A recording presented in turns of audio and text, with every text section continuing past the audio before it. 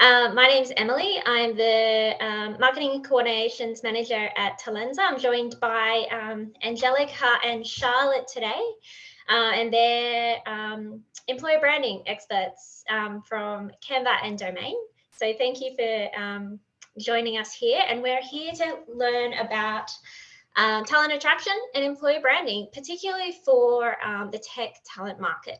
So I might hand over to you, Angelika, just to introduce yourself. Tell us a little bit more about what you do and how you found yourself in employer branding and talent marketing, because it's often a pretty interesting journey and quite non-linear. So I'll hand over to you.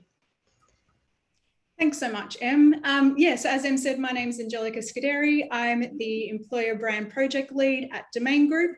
And to your point, Em, it has been an interesting journey into this role. This is actually my third career adventure at Domain, which just goes to show it's such an awesome place to work. So I actually started my adventure in the in the business partnering space, moved to specialize in learning and development, and then got the awesome opportunity to leap into this project to lead the definition of our employer brand, which has been absolutely so much fun, and I've really enjoyed working with people across the business to define our employer brand. So that's kind of how I landed in this space. Yeah, that's great. And what about you, Charlotte? Do you want to give us a bit of an overview? Thanks, Em. Yeah, hi everyone. I'm Charlotte and I am talent brand lead at Canva. So my career to date has again been a bit of a mix. I started out agency side in marketing and communications, working on like big brands like Nike, Combank. And then I had a bit of a quarter life crisis and decided I need a change to stop driving consumerism, and ended up in an employer brand role at Mason, where I also then, my career took a bit of a turn and I ended up leading the talent acquisition team. I was also running all internal comms as well as talent brand. And then I took a bit of a hop, skip and a jump to Bright for a while, where I was marketing and comms lead. And now I'm finding myself at Canva leading talent brand. Yeah, two very interesting journeys. I think we can probably all relate a little bit, Charlotte, to your quarter life crisis. I think that's probably something that we've all been exposed to. But just before we jump into the next couple of questions, I should have introduced my colleague Rebecca Blackman. She's also on the call. She's going to be moderating the messages, so feel free to open up your chat and pop in some questions there as well, because we're going to be chatting with Angelika and Charlotte for the next half an hour or so, but there will be some opportunity for some Q&A at the end. So Angelika and Charlotte, you've both come from quite different backgrounds. I guess what makes it such an attractive sector to work in, like technology? I mean, 1 in 16 Australians do work in technology in Australia. So I'll hand over to you first, Charlotte. But what do you think makes it such an attractive sector? Sure, I think that 1 in 16 stat is incredible. I think it's just a really exciting opportunity for anyone, no matter what stage of your career you're at. The Australian technology sector, it's rapidly growing, it's evolving, and it's offering really good career opportunities. So I think there's something for everyone.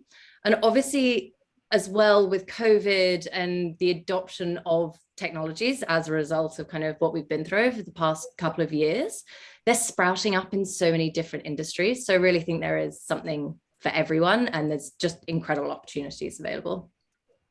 Yeah, absolutely. I guess on a more personal note, what was the catalyst for you to join a technology company? I mean, you've had quite the career in a lot of different industries.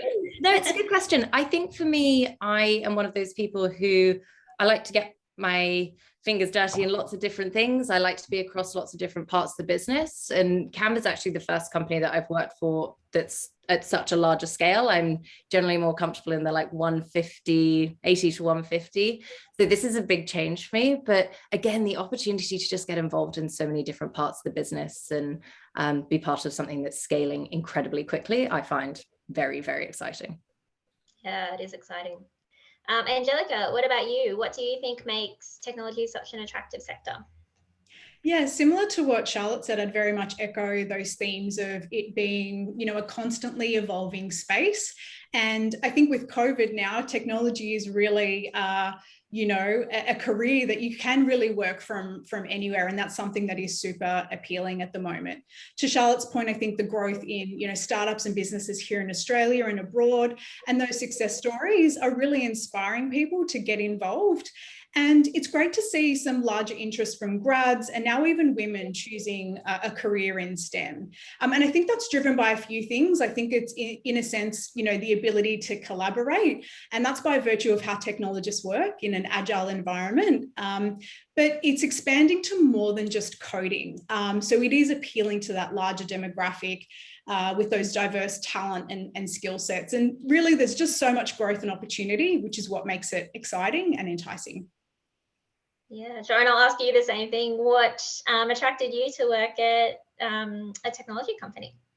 Yeah, so I have worked at Nine previously, so involved in tech there, and then also here at Domain. And I think it is, we are a great sized business of just circa 800 people, where to Charlotte's point, there's lots of opportunities to get involved. And our tech team are always, sharing stories and sharing things. And we've got things like Innovation Day, which is awesome to get involved in. So I just think that I love that it's an ever evolving space, and we're really sort of challenging the property industry and growing to be a property marketplace, and technology is at the heart of that. So it's an exciting and interesting space to play in. Yeah, absolutely. And I think you make a really good point as well. I mean, around, I guess, accessibility to the job market. I mean, you don't necessarily have to be sitting at a desk in an office to be, making an impact in the technology sector. I mean, obviously, we are a recruitment agency. We are suppliers for the technology and transformation space. But at the moment, I'm sitting at my desk at my home in Newcastle, and it's definitely a bit of a definitely a good story from the technology industry, because I see new grads now come from Newcastle, and they don't necessarily have to make a huge move to Sydney. They can still do that from the comfort of their own home, or even building teams remotely as well. So it is really nice. And I guess that brings us to, the next question. I mean, COVID has forced many companies to rethink EVPs and candidate messaging.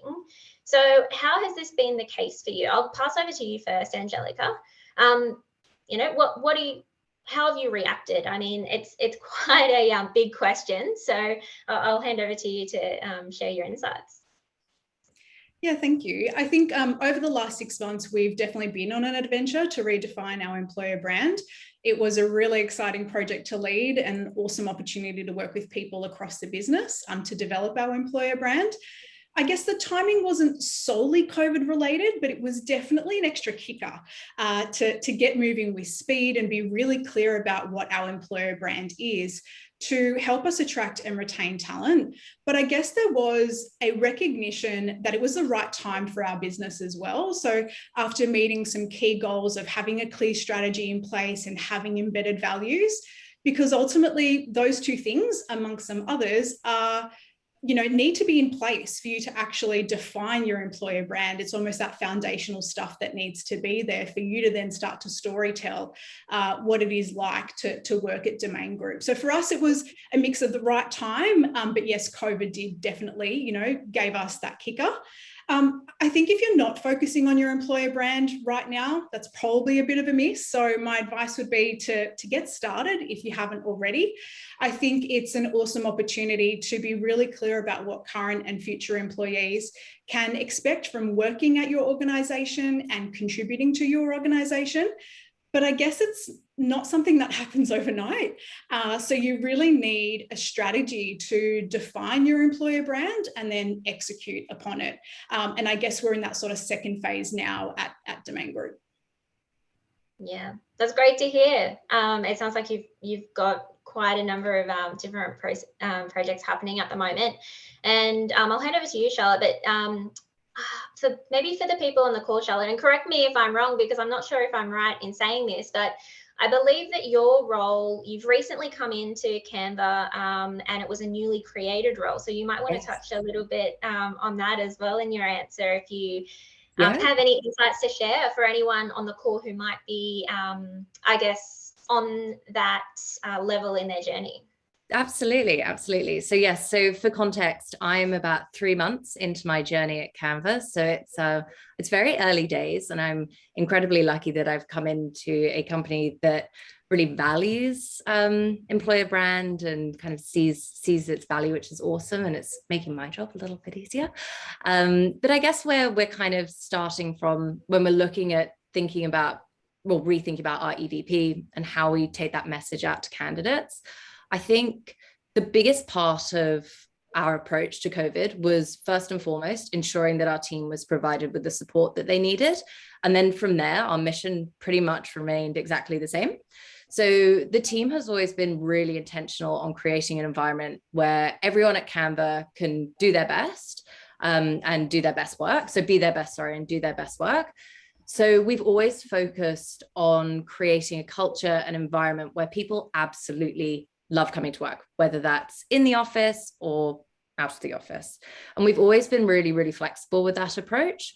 So last year, obviously, showed that work was no longer going to be done in one way or one place. And that meant that we really had to review the way that we looked at the overall workplace experience, the traditional perks that we offered. And the team continues to do lots of thinking around this, especially with flexibility and connection in mind, being our kind of two guiding principles. So a really good example of this, and this is looking more at the like perks and benefits side rather than necessarily brand strategy. We introduced a new program called Vibe and Thrive, which is an annual stipend for you to enabling you to do pretty much just that. So it's designed to double down on flexibility and location agnostic benefits that people can dial into no matter where they are. And then kind of coming back to your question around how we communicate with candidates, I think exactly the same approach that Angelika was talking about. We take the same approach as we do with our team. It's incredibly high touch, and we answer questions with as much transparency as absolutely possible. And I think with the future of hybrid work ahead of us, it's going to be a process of constant improvement on how we define that candidate message and really seek to personalize those candidate communications. Yeah, that's great. I think something that was really apparent to the way that you both answered those questions, I guess, is around the fact that I guess the role of employer brand is to kind of be the linchpin between a few different departments. So you can't do everything by yourself. Like, yeah, you're taking things to market, but yeah, it's really nice to hear that you're integrated so well among so many different teams, because I think that that's where a lot of people fall down in a quite siloed department approach. So great to hear. I mean, you're both working on some great things. So thanks for sharing that and being so transparent about it. In terms of, I guess, technology talent attraction, can you talk us through some activities that may have been successful for your team recently? So just to give you a little bit of perspective, I'm looking at the people on this call, and a lot of them are TA managers, they're hiring managers. I guess it's the word on everyone's lips, where am I going to get talent from? People are in bidding wars, like it's a bit chaotic out there, really. So what's your perspective on that? So have you had any success recently that you might be able to speak to? So I'll hand over to you first, Charlotte. Excellent. Thank you so much. And it's so true. It is the Wild West out there at the moment, and it's such an interesting time. I have so much respect for anyone that's working in a TA function, because it's madness, and the insights that I'm getting from our team are just unbelievable. So as I mentioned, I have only been with the Canva team for a couple of months, so I can't take credit for all of the kind of amazing work that's been done to date. But generally what we're finding is that the more targeted and tailored we go with our events, campaigns, activities, the more success we're seeing in interests and conversions. So we recently ran a D&I campaign across LinkedIn with a variety of assets that has proven to be incredibly successful. In the next couple of weeks, we're hosting a Women in Infra event. And these probably feel like basic things, but I'm personally a really big believer in marketing to quality over quantity. And when you take a hyper-targeted approach, which is something that hopefully you'll see Canva doing more of in 2022 as I've built out my strategy, we really start to see that value in creating connections with smaller pools of people, but people that we know are interested in Canva, fit our audience profile, and also as well enable us to ensure representation and diversity of thought across our hiring, which is incredibly important to us. So we have solid partnerships, for example, with Intertech to support LGBTQI plus tech workers, as well as a host of other partners that we work with. And we find that those activities really help us connect with underrepresented groups and different groups within the communities for diversity of thought. Yeah, great. You mentioned events there. Are you focused more on, I guess, physical events or things like that? Just because I guess we're emerging out of lockdowns. And I can't wait to do an in-person event. I'm so excited. What's the sentiment like out there? Like, what have you found to be the most successful? What are people saying that they... So we're definitely going to be going back to in-person events in 2022, but again, coming back to what we were talking about, again, diversity of talent, when you're only doing events that are localized in Sydney, firstly, there's a very small talent pool that are able to just pop to Sydney. You're also, accessing people who have a certain amount of privilege by being able to live in Sydney, come to Sydney, stay in Sydney, etc., or Melbourne, any major city. So it's really important to us that anything that we do adopts a in-person and virtual approach. So that's going to be one of my big challenges next year, is how do we ensure that if we are doing something in person, how do we ensure that we're giving the same experience to those who join us virtually, because we want them to feel as kind of included and accepted and welcomed into the experience as possible. So yeah, watch this space. Yeah, that's a great answer. And I guess we've seen the emergence of roles like, I can't remember the specific job title, but NIB, I noticed that had recently put up a job post for a remote, like an online employee experience specialist, and it was a full-time role. I'm like, wow, that role did not exist which is amazing, maybe a few years ago. It's really interesting. Yeah, but when you think back to a year ago, totally, when you think back to a year ago and everyone was like, oh my goodness, how do we get this all? How do we bring our culture online? It's and it's amazing that we're thinking like that, because ultimately, again, diversity of people that are able to access events. That's cool. Yeah, absolutely. Thanks for sharing. Angelika, have you had any success in any of your campaigns or any of your approaches to attracting technology talent recently that you can share with us?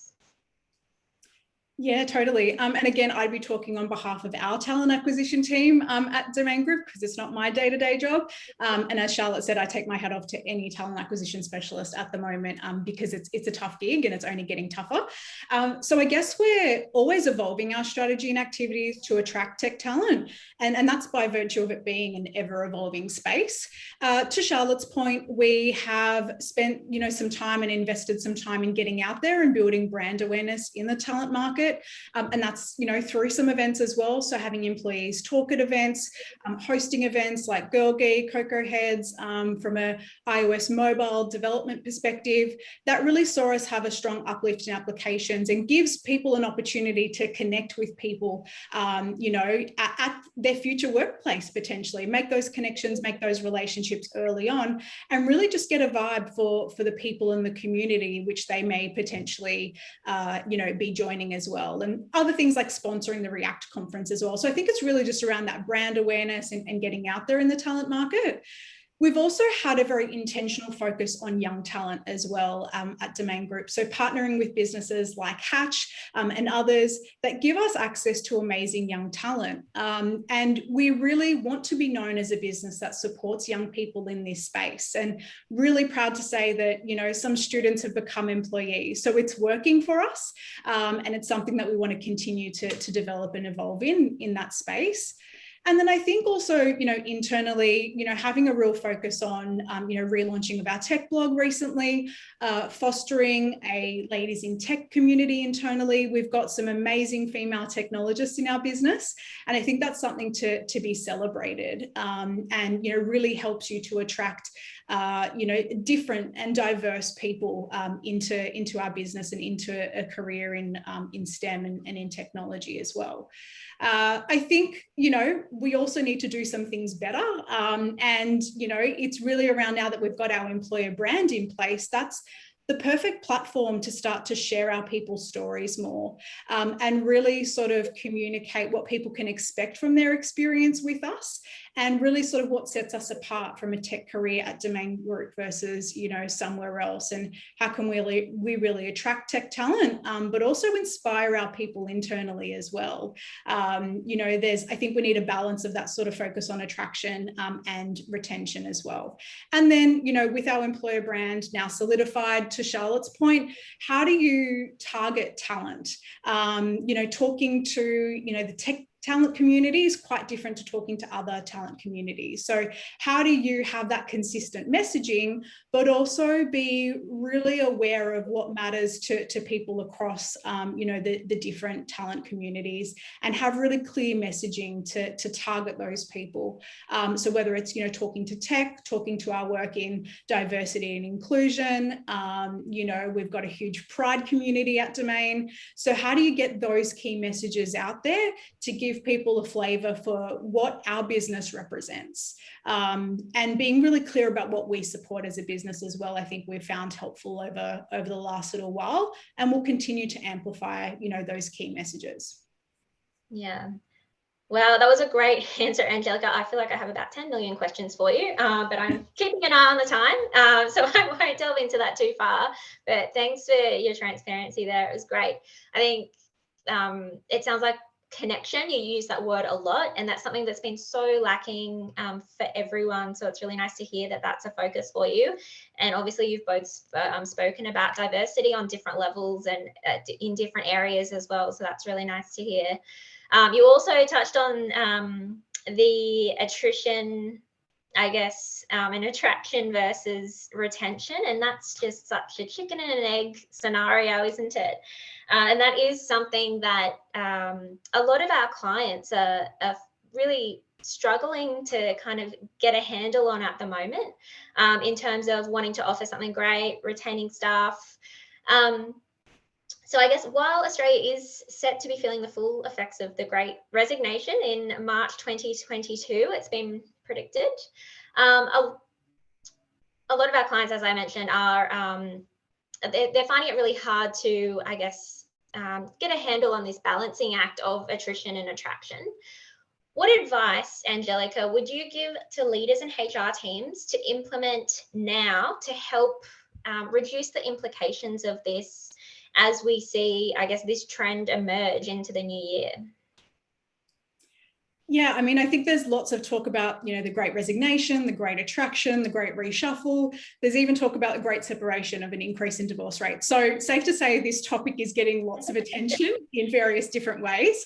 And I think it's part of our human condition that after going through a tough period of time, we've almost, taken shelter, and now people are reevaluating what's important to them in terms of, their work and life. And that's kind of been really merged lately. I'm talking to you from my spare bedroom sort of thing. So I think ultimately focusing on, employee retention and attraction really isn't anything new. And by creating the right environment for your people to thrive, having psychological safety in a diverse environment, in a way, those things should have been focused on even more over the last, year and a half. So I think the businesses who may struggle will be those who didn't do much in those areas. And I'm really proud to say that at Domain Group, we had great investments in wellbeing, growth, support, flexibility, a sense of community and really coming together, and really sort of getting through this together. And I think our response to COVID nicely outlines that, where We ran a bit of a zipline program, as we called it. People could opt in to take shares in lieu of some salary to get the business through. And now we've got so many new proud owners of Domain as a nationally listed business, which is just awesome. So we've got that investment there from our people. So I think those businesses who didn't do anything in that space, it's not to say it's too late to focus on that stuff, but I think it's the employees who will see a greater sense of attachment, a greater sense of loyalty will be those who have already invested, in this space over that time. I think to your question around advice, it would probably be to have that clear focus on attraction and retention and have, identified strategies for both. I think with attraction, it's about having, a clear voice in market, selling the opportunities to impact, the challenges to solve, and the community of people you'll work with, and really being clear about your competitive differences, what sets you apart. It's no longer just about listing, the benefits that you offer. That's almost now a hygiene factor, almost like I think diversity and inclusion will become in a few years. Like it almost will just be unacceptable to not be a workplace that has that diversity and inclusion and sense of belonging there as well. So yeah, be really clear about what sets you apart and have a clear voice in market. And I think from a retention perspective, yeah, there's been a large reevaluation of personal and professional priorities. So, and humans, we're all a little bit selfish. So how can you be really clear about what's in it for your employees, both current and also future, and give them a sense of connection to what you're trying to achieve as a business, but also what's in it for them around, those career development opportunities, flexibility, those aligned benefits. So not just a list of random ones, but really those aligned benefits around what really matters to them. And, that sense of community, I think, is now more important than ever. So how, as a workplace, can you offer that, as well as supporting causes that your people care about as well? So I think there's, that's the sort of stuff that people who are looking for a new role or looking to leave jobs are looking for, in my opinion. And I think two last things as well is listen to your people, leverage your data. If you've got data around engagement survey or why people are joining your business, and, really amplify what's working well, but also take the opportunity to address what isn't working well for your people so that they can see and trust that you are taking action to make their experience better.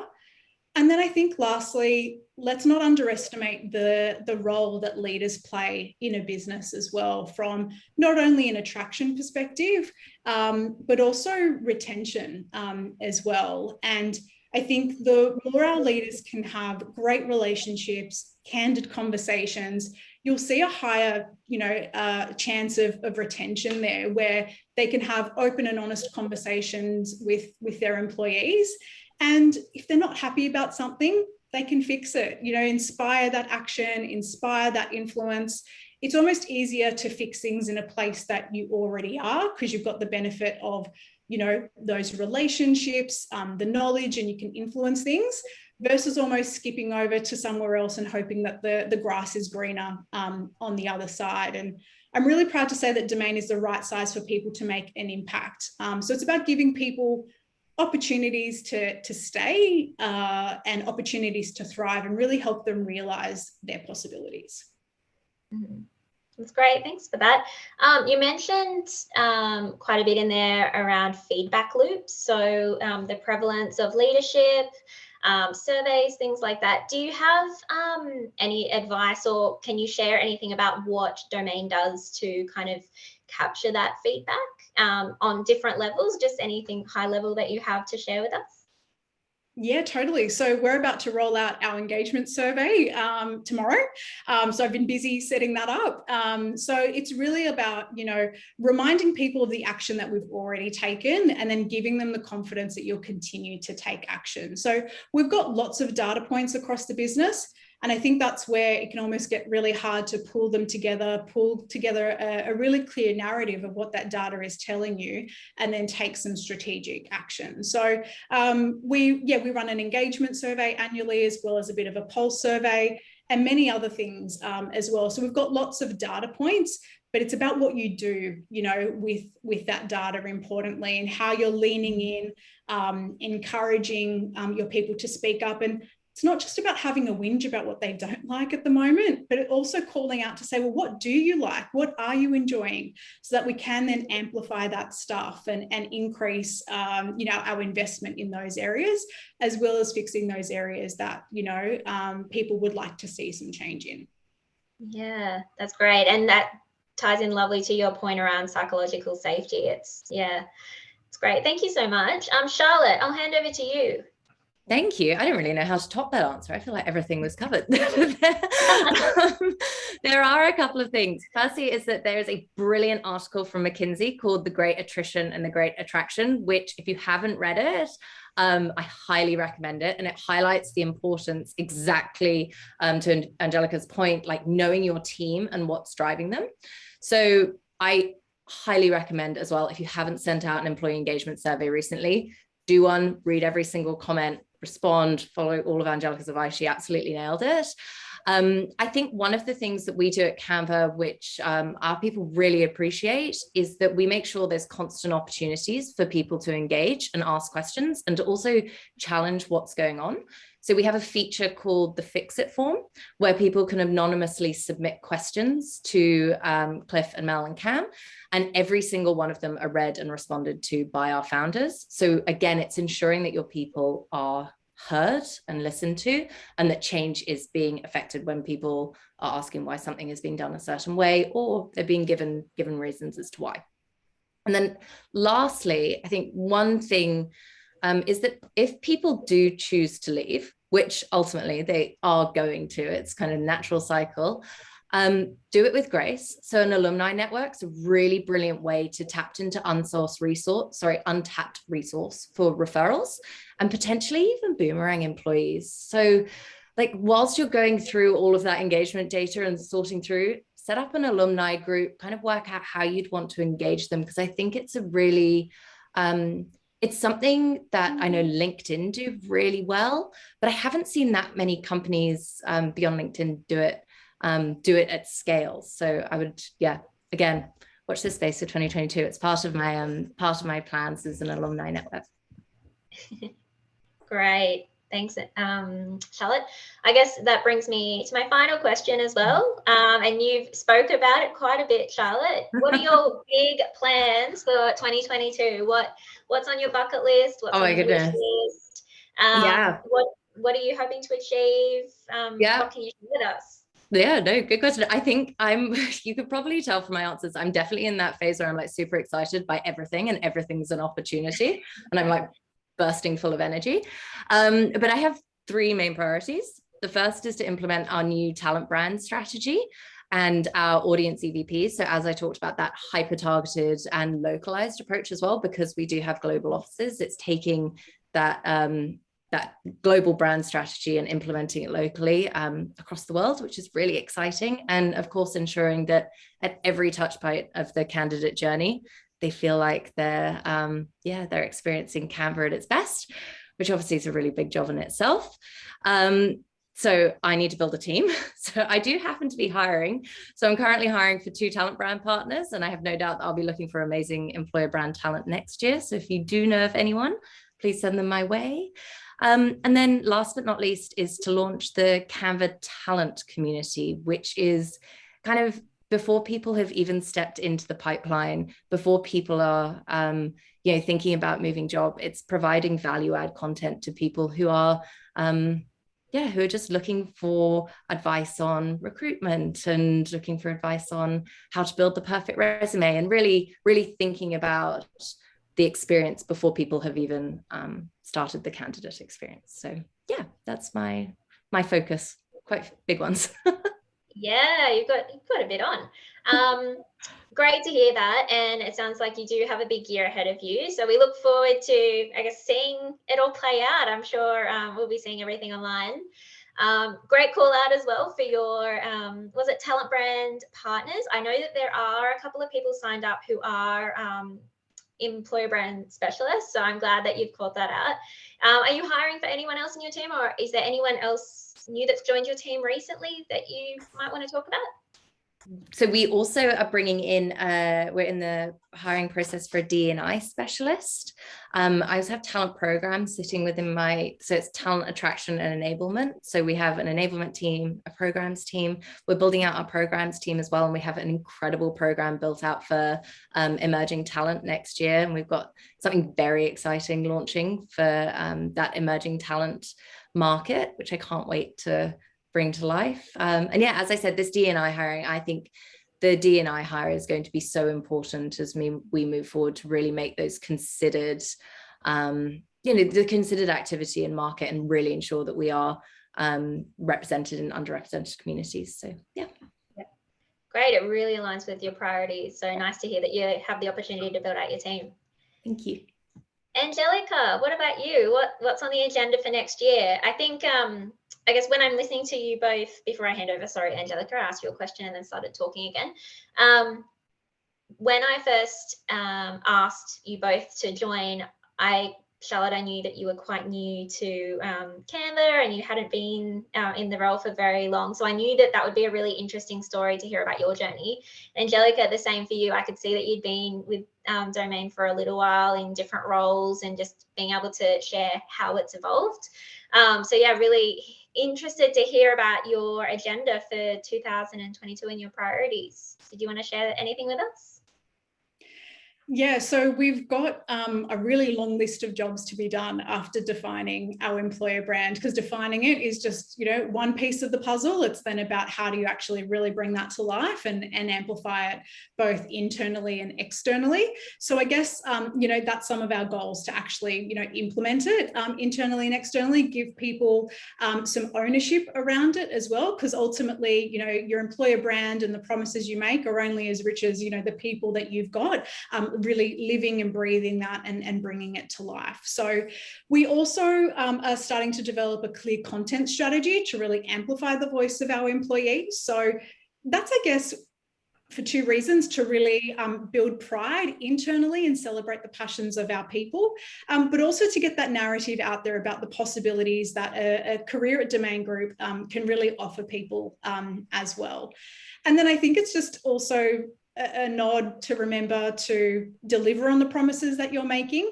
So we're really reevaluating our people experience strategy and really thinking about, as an example, how do we amplify and provide people with those continuous opportunities to leap, learn and grow? Because that's one of our key pillars of our, employer brand. We've got lots of feedback from our people around their desire to grow within the business. We've got some awesome stories of people having grown within our business. As I mentioned, this is my third, career adventure at Domain. So the appetite is there, the environment is there, but how do we continue to support that? And then I think also it's thinking about, flexibility, continuing to hone in on that sense of community and our diversity and inclusion ambitions as well. To Charlotte's point, I think it's really important. And then I think there's just some almost those underpinning supporting factors, really supporting our hiring leaders and their capability. They're the ultimate representation of your business, in an interview and elsewhere. But I think to Charlotte's point, thinking about what's the experience before people are in your talent pipeline as well. And we've got lots of feedback around, wow, Domain's really awesome. Like when I start my onboarding and when I get here. That's great. How do we start that narrative even earlier? So how do we amplify our employer brand? How do we provide, some candidate resources as well? So there's lots of ideas brimming to Charlotte's point. So, lots of excitement, lots of enthusiasm. It's just about getting some of this stuff done now that we've got that all important platform of our employer brand. And I guess we're not really hiring in PX at the moment. We've kind of got a full seat of people, which is awesome. We are actually, I take that back. We are hiring in our talent acquisition team, rather. So we have got a technical recruiter role open. So would really love anyone who's interested in that, or if you've got someone awesome in your network, please reach out to me on LinkedIn or some of our talent acquisition partners. And I guess we're always hiring in tech. because who isn't? So I'm going to take the opportunity to plug some of the roles that we've got on at the moment. So business systems engineer, we're always looking for Node and JavaScript engineers, as well as data scientists and engineers in that space as well. And women in tech. I think we've got some awesome, great female tech leaders who are so passionate about mentoring junior talent. And I know that they would love to take on more mentees. So, I think Domain Group is an awesome place to grow your career. And if you know anyone who is interested in that sort of tech space or interested in a technical recruiter role, please reach out. Awesome. Thanks, Angelika. I love the fact that you both just took the opportunity to really promote the roles that you have at the moment. It's always great to see women taking opportunities as they are presented. So I love that. Thank you. You've given us so much to think about. I don't think that there's been any questions come through. So we might wrap it up here, but thank you so much to the both of you for having a chat with us this afternoon. For anyone who was wondering, I just randomly reached out to Charlotte and Angelika without having much of a relationship with either of them, and they very graciously accepted my invitation to join us on this call. So I really appreciate how much value that I'm sure you've been able to add to the attendees today, and look forward to seeing how your priorities work out into 2022. Guys, can I interrupt? There actually are a couple of questions. There's three questions here. I think they're just in a separate piece that that maybe you can see in the front there, Em. But thank you so much, everybody, for being here. It's great to see so many of you. And if that's all right with you, Charlotte and Angelika, I'll just pop through these three quick questions. Sure. Okay, so have you found your culture? Have you found it hard to keep your culture alive with everybody working from home? Perhaps Charlotte, maybe you wanted to go first. Yeah, absolutely. So we have an awesome Vibe team whose entire role throughout the past it's almost 2 years really, has been maintaining the culture that they so fiercely kind of brought to life in the office in a virtual world. And I was so lucky. I joined just before a season opener at Canva, these big kind of parties and celebrations of celebrating what has previously happened, but also what's about to come in the next season. That I had my first one in my first week. And I sat there and I suddenly had a delivery at my door. There was DJs in the Zoom. They really foster an amazing environment. And I think they have done everything they have to maintain the flexibility that we've always had as a company, but connection, and that being the most important thing. So, I think, don't get me wrong, I think, it's an incredibly hard job, which is why there's now, people popping up to bring culture to life online. But I would say Canva has done an amazing job, and the Vibe team in particular, a little bit of a shout out to them, to foster an incredible environment whilst everyone's been remote. Thanks, Charlotte. Angelika? Yeah, I would second that. I think our office experience team has done an awesome job just hosting, small events to keep our officers connected with one another. And I actually really love, and I'm really proud of how our culture has nicely translated online. There were still those jokes, those things happening. So you almost didn't miss those water cooler moments because they kind of nicely translated, onto Slack. But we took the opportunity to create more opportunities for connection. So for the first time ever, we moved to a weekly all hands where our CEO and ELT were there. We have weekly question time with them as well. So it actually was an opportunity to create even more connection and more transparency as well in the business with so much happening. But yeah, we had lots of other, social events as well. We had our CTO DJing. So It was actually a great experience. I think it made that transition of working from home a lot easier. And, you know, I think I'm really proud of the support we gave to our employees who were locked down, you know, as well, you know, across the country too, especially Melbourne and most recently Sydney, given the length of time. And I'm really proud about the support that we were able to offer, you know, as a business, and, you know, how our sort of culture continued to thrive during that time. Great, thank you. The second question that we have here, perhaps we can start with you, Angelika, this time, is what is your advice to somebody who's looking to get into employer brand?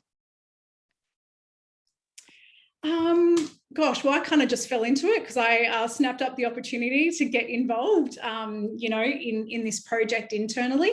I think it might be an easier move internally. So if you can seize the opportunity or understand that there's a bit of a gap, you know, within your business to focus on your employer brand, how might you put a bit of a business case together? That's almost how our adventure started at Domain Group, where we really knew that there was an opportunity to really lean in and focus in and define our employer brand. So I worked with a few people across the business. We put a business case together and we were really lucky to have the support of our ELT. So I know Charlotte mentioned earlier that it is a privilege to be able to work at a business that really leans in and does see the value in these spaces. So I think, yeah, my advice would be it's probably an easier maneuver internally. So, you know, reach out to your people experience teams, your HR teams, people and culture, whatever they're called at your business. And, you know, ask if you can be involved. It might not be leading the employer brand, but it might be being involved. You know, we involved so many people across our business. Up to 50% of our employees had a say in our new employer brand. So I think it's just about putting your hand up and asking the question. The worst that you'll get is a no. But I think, you know, if you've got that passion and that enthusiasm, I think your people experience team would be silly to turn you down.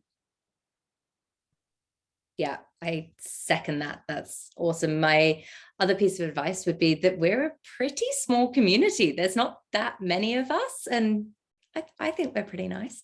So reach out. You know, I personally will go for a coffee with you, and just, you know, learn a little bit about kind of what people are working on, what skill sets we have. I think one of the best things about Talent Brand is that you work across so many parts of the business. You get to engage with so many stakeholders. So yeah, getting an understanding of exactly what it is that we're doing day to day, just so that in hopefully the workplace that you're in now, you'll be able to, as you said, put your hand up and be part of things. And if it's not necessarily getting involved in the EB side, go on the flip side and become an advocate for the company that you work for, so that you get to experience what it's like sitting with the shoe on the other foot. So that would be my advice. That's great. Thank you. I'm very conscious of the time here. Sorry, guys, if you do have to drop off, that's fine. But we've just got one last question, which is actually directed at you, Charlotte. I think it may have been from something we were discussing previously. So the attendee in question has said, what are those location-based benefits for the remote workforce? Okay. No, so what we do with our benefits is we aim to make them accessible no matter where you are. So Vibe and Thrive, for example, was brought in with the idea that, so I don't know if you would have seen that Canva now has, I think, the requirements to go into the office 8 days a year, which means that so twice a quarter, so you can work from wherever suits you.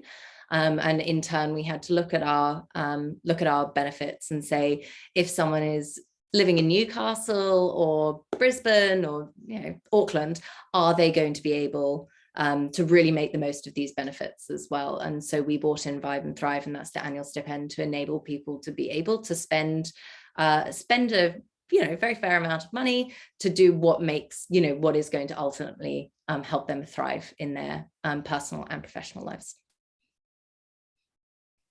Great. Thank you so much, guys. Em, I could hand back over to you if you have anything else. I think we might be out of time. Yeah, I think we just have one more question. There's a few random places that people are supplying questions to. So I apologize for almost cutting you off before and not having your questions answered. But there is one more question here. So do you expect the new normal to embrace work from home, or will it go back to the way that it was? So maybe just a quick response from Angelika and then Charlotte on this one, and then we'll wrap it up. Yeah, sure. I'm happy to go first. I think, yeah, absolutely. It's hard to go back to the way it was, because like with anything with change, you can't bounce back because you need to bounce forward. You're never going to be in that same environment again. It's always evolving and changing. So I think there will be an element of, that flexibility, that hybrid working. But I think the companies who are really going to excel in this space is really thinking about striking that balance between those business needs and those individual needs as well. Really thinking about, enabling people to be their best and do their best, really no matter what their location, but how do you also support, that connection, as well. So I think ultimately it's a balance. I don't think we'll ever go back 100% to the way it was. It's about bouncing forward. Absolutely agree. Respecting people's choices, whether they prefer to come into the office or not. I, for one, cannot wait to return to the office, but with the caveat, I'm also living at my in-laws, so, but I totally agree. And I think what's going to be incredibly important moving forward when it comes to thinking about retention is ensuring that you are respecting those who are choosing not to come in and providing the same experience, no matter whether they're walking through the doors or logging onto Zoom every day. Great summary. Thank you both. And thank you everyone for joining us. Really appreciate it.